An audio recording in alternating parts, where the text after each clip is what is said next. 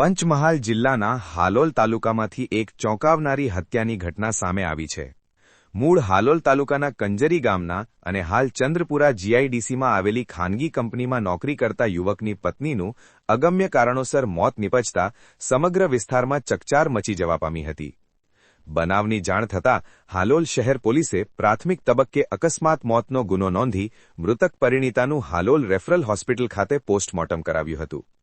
જો કે postmortem report આવતા જ સમગ્ર કેસમાં મોટો વળાંક આવ્યો હતો। રિપોર્ટમાં ખુલાસો થયો કે પરિણીતાનું મોત ગળું દબાવવાથી થયું છે।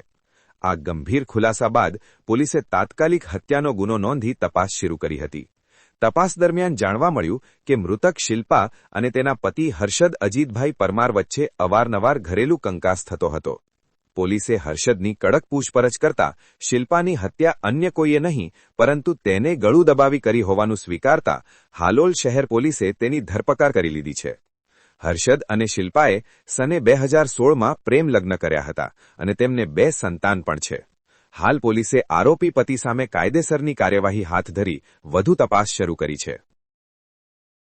ગઈકાલે હાલોલ ટાઉન પોલીસ સ્ટેશનમાં એક ખૂનનો ગુનો દાખલ કરવામાં આવ્યો છે। એમાં ફરિયાદી જે છે એ મરણ જનાર બેન હતા, શિલ્પાબેન, એમના ભાઈ થાય છે જે વિજયભાઈ જાલમભાઈ પરમાર કરીને, એમને કંજરીના રહેવાસી છે અને એમને એમના બેનને એમના જે ઘરવાળા હતા એમણે હર્ષદભાઈ એમણે એને ગળે ટૂંપો આપીને મારી દેવાની હકીકત ફરિયાદમાં લખાવતા એ અનુસંધાને ગુનો દાખલ કરી અને હર્ષદભાઈ જે પરમાર છે એમને રાઉન્ડ અપ કરી અને એરેસ્ટ કરેલ છે અને એમને આગળ વધુ પૂછપરછ ચાલી રહી છે।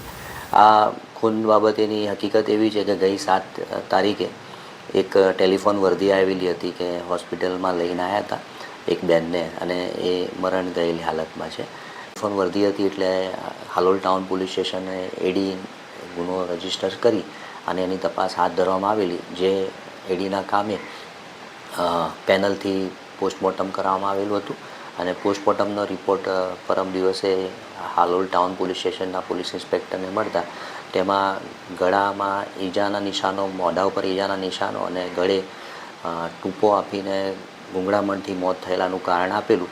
જે આધારે આ બેનના ભાઈને બોલાવી અને ગઈકાલે આ ગુનો રજીસ્ટર કરવામાં આવેલો છે।